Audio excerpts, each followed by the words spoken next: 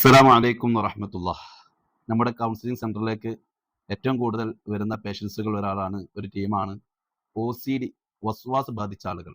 OCD എന്ന് പറയും, obsessive compulsive disorder. എന്താണ് ഇതിന് സൊല്യൂഷൻ എന്ന് പലർക്കും അറിയാതെ പോകുന്നു. വസ്വാസിലകപ്പെട്ട് വ്യത്യസ്ത രൂപങ്ങളിലുള്ള വസ്വാസുകൾ അകപ്പെട്ട് പ്രയാസം അനുഭവിക്കുന്ന ആളുകൾ, അവർക്ക് തന്നെ അറിയാം ഇതിന്റെ പിറകൊരു കാര്യമില്ല. പക്ഷേ അതിന് ഒരു സമാധാനപൂർണ്ണമായിട്ടുള്ള മനസ്സ് അവർക്ക് കിട്ടുന്നില്ല, ഒരു പീസ്ഫുൾ ആയിട്ടുള്ള ഒരു മൈൻഡ് അവർക്ക് ലഭിക്കുന്നില്ല എന്നുള്ളതാണ് പ്രശ്നം. അതുകൊണ്ട് ഇതിന്റെ പിറകെ എന്തോ ഉണ്ടെന്ന് വിചാരിച്ച് കൂടുന്നവരുണ്ട്. അല്ല, ഒരു കഴമ്പുമില്ല, പക്ഷേ ഞാൻ ഇങ്ങനൊന്നും ചെയ്തിട്ടില്ലെങ്കിൽ എനിക്ക് സമാധാനം ലഭിക്കുകയില്ല എന്ന് പറയുന്ന ആളുകളുണ്ട്. അങ്ങനെയാണ് ഒരു 90% ആളുകളുള്ളത്. യഥാർത്ഥത്തിൽ മനസ്സിൽ പല ചിന്തകളും വരും. ആ ചിന്തകളുടെ അടിസ്ഥാനത്തിൽ വസ്വാസ് വ്യത്യസ്ത രൂപങ്ങളിൽ ചിലപ്പോൾ പ്രതിഫലിച്ച് കാണും. വസ്വാസ് ഉണ്ടാകാൻ ചില ഒരു റീസൺ ഉണ്ടാകും. എന്തെങ്കിലും ഒരു വലിയ പ്രയാസത്തിലകപ്പെട്ട പ്രശ്നങ്ങൾ ഉണ്ടാകും.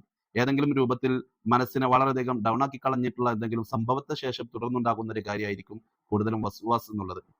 യഥാർത്ഥത്തിൽ ഇതിനെ എങ്ങനെ നമുക്ക് പ്രതിരോധിക്കാം, അല്ലെങ്കിൽ വന്ന് പെട്ട രോഗികൾക്ക് എങ്ങനെ അതിൽ നിന്നും മാറ്റി എഴുതാമെന്ന് നമുക്ക് വിശദമായിട്ടൊന്ന് സംസാരിക്കാം.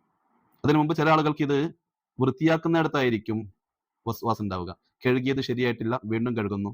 അതും ശരിയായിട്ടില്ല, വീണ്ടും കഴുകുന്നു. അങ്ങനെ റിപ്പീറ്റേഷൻ, നിരന്തരം ഒന്നിന് പുറകെ വീണ്ടും കഴുകിക്കൊണ്ടേയിരിക്കുന്ന സാഹചര്യം. അത് കുളിക്കുന്നിടത്താകാം, പ്രത്യേകിച്ച് ഫറള് കുളിയിലാകാം, അതുപോലെ തന്നെ മലമൂത്ര വിസർജനാനന്തര ശേഷമുള്ള പ്രവർത്തനങ്ങളിലാകാം, പ്രക്രിയകളിലാകാം. നിരന്തരം ഒരു വിഷയത്തെ റിപ്പീറ്റ് ചെയ്ത് ആ വിഷയം ശരിയായിട്ടില്ല എന്നുള്ള തോന്നലിനെ തുടർന്ന് വീണ്ടും വീണ്ടും വീണ്ടും വീണ്ടും മനസ്സിനെ ബാധിക്കുന്ന ഒരു പ്രശ്നം OCD. ചില ആളുകൾക്ക് വസ്വാസ് ചിന്തകളിലായിരിക്കും, വിശ്വാസപരമായ കാര്യങ്ങളിലായിരിക്കാം. അള്ളാഹുവിനെ കുറിച്ച്, റസൂലിനെ കുറിച്ച് മോശമായിട്ടുള്ള ഒരുപാട് തോട്ട്സുകൾ നമ്മുടെ മൈൻഡിലേക്ക് വരിക എന്നായിരിക്കും പരാതി. യഥാർത്ഥത്തിൽ ഇതിന് സൊല്യൂഷൻ ഉണ്ടോ? ഉണ്ട്. പല ആളുകൾക്കും അറിയാതെ പോകുന്നു എന്നാണ്. നമ്മുടെ അടുത്ത് വരുന്ന ആളുകൾക്ക് പല ആളുകളും ചോദിക്കാറുണ്ട്, ഉസ്താദ് എൻ്റെ ഈ ഒരു പ്രോബ്ലം സോൾവ് ചെയ്യപ്പെടുമോ, അല്ലെങ്കിൽ ഇത് മാറുമോ എന്നുള്ളതാണ് പല ആളുകളും സംശയം. അതാണ് ഏറ്റവും പ്രധാനപ്പെട്ട വെല്ലുവിളി. നമ്മുടെ മനസ്സിൽ വന്ന ഈ ഒരു രോഗം, ശാരീരിക രോഗം വന്ന് നമ്മൾ ഡോക്ടറെ കാണിക്കും, അതിന് സൊല്യൂഷൻ തേടും, അതുപോലെ തന്നെ മരുന്ന് കുടിക്കും. പക്ഷെ ശരീരത്തിന് വന്ന രോഗത്തിനേക്കാൾ കഠിനമാണ് മനസ്സിന്റെ രോഗം എന്ന് പറയുന്നത്. ശരീരശക്തിയേക്കാൾ ശക്തി മനസ്സിനാണല്ലോ വേണ്ടത്. അതുകൊണ്ട് ശരീരത്തിന് വരുന്ന രോഗത്തിനേക്കാൾ കൂടുതൽ കഠിനമാണ് മനസ്സിൽ വരുന്ന രോഗം. ഈ മാനസിക രോഗത്തിന് എങ്ങനെ സൊല്യൂഷൻ നേടാം?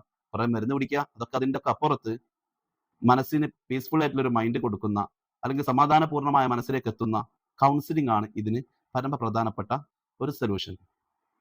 നമ്മുടെ ഇസ്ലാമിക് ടച്ചുള്ള വിഷയം കൂടെയാകുമ്പോൾ പല ആളുകളും നമ്മെ സമീപിക്കാറുണ്ട്. വിഷയത്തിൽ സംസാരിക്കുമ്പോൾ അതിന്റെ കൂട്ടത്തിൽ ഓർമ്മപ്പെടുത്തുന്നത്, അങ്ങനെയുള്ള ആളുകൾ കൗൺസിലിംഗിന് വേണമെങ്കിൽ താഴെയുള്ള നമ്പറിൽ കോൺടാക്ട് ചെയ്യാം. ഇങ്ങനെ വസ്വാസ് ബാധിച്ച ആളുകളിലേക്ക് ഈ വീഡിയോ നിങ്ങൾക്ക് ഷെയർ ചെയ്യാം. പ്രിയപ്പെട്ടവരെ, യഥാർത്ഥത്തിൽ മനസ്സിൽ വ്യത്യസ്തങ്ങളായ തോട്ട്സുകൾ വരും. ഒരു മനുഷ്യന്റെ മനസ്സിലേക്ക്, മൈൻഡിലേക്ക് 35,000 തൊട്ട് 70,000 തോട്ട്സുകൾ വരെ ഒരു ദിവസം കയറി വരാം എന്നാണ് പറയുന്നത്. അത് നമ്മൾ വലിയ ഉത്തരവാദിയാണോ?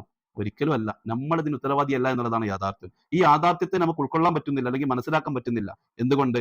നമ്മുടെ മനസ്സിന് OCD ബാധിച്ചത് കൊണ്ട്, വസ്വാസ് സംബന്ധമായിട്ടുള്ള രോഗം കാരണം കൊണ്ട് നമുക്ക് ഈ ഒരു സത്യത്തെ ഉൾക്കൊള്ളാൻ പറ്റില്ല. ഒരു യോദ്ധാവ് പറഞ്ഞു ഓർക്കുകയാണ്. ഒരു യോദ്ധാവ് പറയുന്നുണ്ട്, കാറ്റ് വരുന്നിടത്ത് ഇരുന്ന് കഴിഞ്ഞാൽ ശരീരത്തിലേക്ക് കാറ്റ് വരും. ആ കാറ്റ് വരുന്നതിനെ നമ്മൾ കൈവെള്ളയിൽ ഒതുക്കാൻ പറ്റുമോ? ഇല്ല, ഒരിക്കലും ഒതുക്കാൻ പറ്റൂല. അതിനേക്കാൾ ടഫാണ്, അതിനേക്കാൾ പ്രയാസകരമാണ് മൈൻഡിൽ വരുന്ന തോട്ട്സുകൾ ഒന്ന് നിലനിർത്താൻ പറ്റുക എന്നുള്ളത്, സ്റ്റോപ്പ് ചെയ്യുക എന്നുള്ളത്. അത് സ്റ്റോപ്പ് ചെയ്യാനല്ല നമ്മൾ ശ്രമിക്കേണ്ടത്. അത് സ്റ്റോപ്പ് ചെയ്യാൻ നമ്മൾ അതിന്റെ വഴികൾ നമുക്ക് അറിയാതെ പോവുക എന്നുള്ളതാണ് സത്യം. മനസ്സിൽ പല തോട്ട്സുകൾ വരും, അത് മൈൻഡ് ചെയ്യാണ്ട് അതിനെങ്ങനെ നെവർ മൈൻഡ് ചെയ്ത് തള്ളിക്കളയാം, അതിനെ എങ്ങനെ അവോയ്ഡ് ചെയ്യാം എന്നുള്ളതാണ് ഇതിൽ വളരെ പ്രധാനപ്പെട്ട ഒരു കാര്യം. പിന്നെ CBT തെറാപ്പികളൊക്കെ ഉപയോഗപ്പെടുത്തി നമുക്ക് കൃത്യമായിട്ട് ആ രോഗം തന്നെ മാറ്റി എഴുതാൻ പറ്റുന്ന സാഹചര്യങ്ങൾ കൗൺസിലിങ്ങിലൂടെ നമുക്ക് ലഭ്യമാണ്. അത്തരം കൗൺസിലിംഗ് നമ്മൾ ഉപയോഗപ്പെടുത്തുകയാണ് വളരെ ശ്രദ്ധേയമാകുന്ന കാര്യം. അതോടുകൂടെ തന്നെ ഇങ്ങനെ വരുന്ന ചിന്തകൾ നമ്മൾ ഉത്തരവാദിയാണോ? വ്യത്യസ്തങ്ങളായ വിഷയങ്ങളിലായിരിക്കും. ചില ആളുകൾക്ക് നജസ് വൃത്തിയാക്കുന്നിടത്തായിരിക്കും, അല്ലെങ്കിൽ നേരത്തെ പറഞ്ഞ പോലെ വിശ്വാസപരമായിട്ടുള്ള കാര്യങ്ങളായിരിക്കും, അല്ലെങ്കിൽ നിസ്കാരത്തിലായിരിക്കും, അല്ലെങ്കിൽ നിസ്കാരത്തിന്റെ നിയ്യത്തിൽ, വുളൂഇന്റെ നിയ്യത്തിൽ വ്യത്യസ്തങ്ങളായ രൂപത്തിൽ വസ്വാസുള്ള ആളുകളുണ്ട്. ഏതൊരാൾക്കും, അധികം ആളുകൾക്കും ചെറിയ രൂപത്തിലെങ്കിലും ഒരു വസ്വാസ് പിടിപെട്ടിട്ടുണ്ടാകും. ഞാൻ ഉദാഹരണം പറയുമ്പോൾ മനസ്സിലാകും.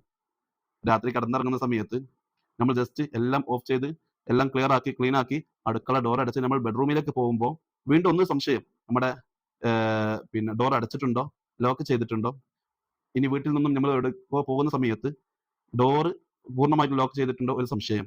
ഇങ്ങനെ ചെറിയ ചെറിയ സംശയങ്ങളിൽ തുടങ്ങി അത് വലിയ മാരകമായ വിപത്തുകളിലേക്ക് എത്തിപ്പെടുന്നു എന്നുള്ളതാണ് സത്യം. ഇതിന് പ്രതിവിധിയായിട്ടുള്ളത്, ഇതിനെന്തെങ്കിലും കഴമ്പുണ്ടോ? ഒരു കഴമ്പുമില്ല. ഈ കഴമ്പില്ല എന്നുള്ളൊരു കഴമ്പ് അത് ഉൾക്കൊള്ളാനും മനസ്സിലാക്കാനും വേണ്ടിയാണ്. അതാണ് ഇതിന്റെ സൊല്യൂഷൻ. കൗൺസിലിംഗ് ചെയ്യുക, എന്നിട്ട് നമ്മുടെ പ്രശ്നത്തെ സോൾവ് ചെയ്യപ്പെടുക, അതിന് സൊല്യൂഷൻ നേടിയെടുക്കുക എന്നുള്ളതാണ് പ്രതിവിധിയുള്ളത്. നിങ്ങൾക്ക് താഴെയുള്ള നമ്പറിൽ കോൺടാക്ട് ചെയ്താൽ കൗൺസിലിംഗ് ഓഫ്ലൈൻ ആൻഡ് ഓൺലൈനിലൊക്കെ സംവിധാനങ്ങളുണ്ട്, ഉപയോഗപ്പെടുത്തുക. അസ്സലാമു അലൈക്കും വറഹ്മത്തുള്ളാഹി വബറകാതുഹു.